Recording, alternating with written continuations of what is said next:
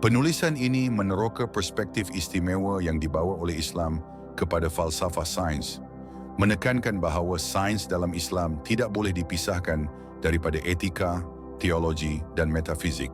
Dalam Islam, menuntut ilmu sains adalah satu bentuk ibadah apabila ia dilakukan dengan tujuan untuk memahami ciptaan Tuhan. Integrasi antara sains dan agama dalam Islam amat berbeza dengan tradisi Barat, di mana sains sering dianggap terpisah daripada pertimbangan agama dan etika.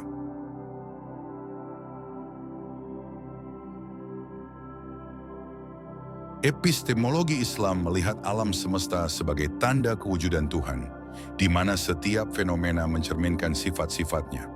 Pandangan ini memupuk rasa kagum dan penghormatan dalam kajian terhadap alam semula jadi, mendorong para saintis untuk mencari ilmu yang membawa mereka lebih dekat kepada pemahaman tentang ketuhanan. Oleh itu, sains bukan sekadar alat untuk mengawal dunia fizikal, tetapi juga satu cara untuk menyingkap kebenaran yang lebih mendalam mengenai kewujudan.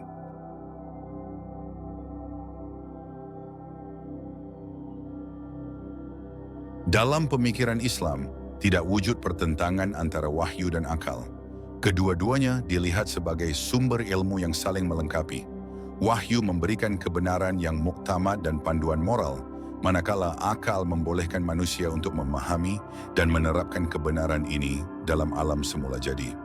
Keharmonian antara akal dan wahyu memastikan bahawa penyelidikan saintifik kekal dalam batas etika Islam, menghalang penggunaan sains untuk tujuan yang tidak bermoral atau berbahaya.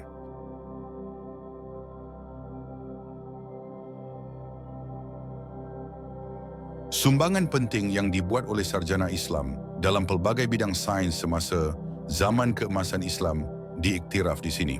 Sarjana seperti Al-Farabi, Ibn Sina, dan Al-Biruni menggabungkan penyelidikan falsafah dengan pemerhatian empirikal, meletakkan asas kepada banyak disiplin sains moden. Karya mereka mencerminkan pendekatan Islam terhadap sains, di mana pengetahuan dicari bukan sahaja untuk manfaat praktikal, tetapi juga untuk pertumbuhan rohani dan kesejahteraan masyarakat.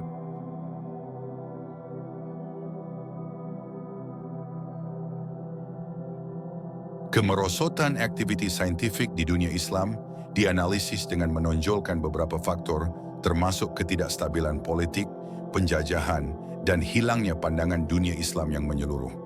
Pemisahan antara pendidikan agama dan sains yang dipengaruhi oleh sekularisme Barat dikenal pasti sebagai punca utama kemerosotan ini.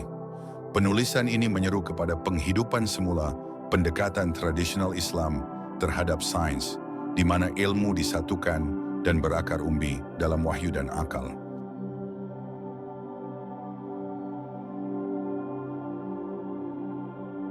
Cabaran yang dihadapi oleh saintis Islam masa kini turut dibincangkan, terutama keperluan untuk menyelaraskan kemajuan sains moden dengan nilai-nilai Islam. Penekanan diberikan kepada pembangunan falsafah sains Islam yang menangani isu-isu kontemporari seperti bioetika, kelestarian alam sekitar, dan penggunaan teknologi secara beretika. Penghidupan semula falsafah ini memerlukan kembalinya pendekatan holistik yang digunakan oleh sarjana Islam awal, di mana sains dilihat sebagai usaha suci yang selaras dengan matlamat besar Islam.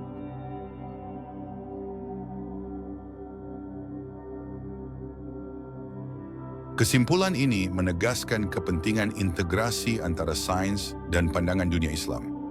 Pencarian ilmu saintifik perlu dipandu oleh etika dan komitmen terhadap kebajikan manusia.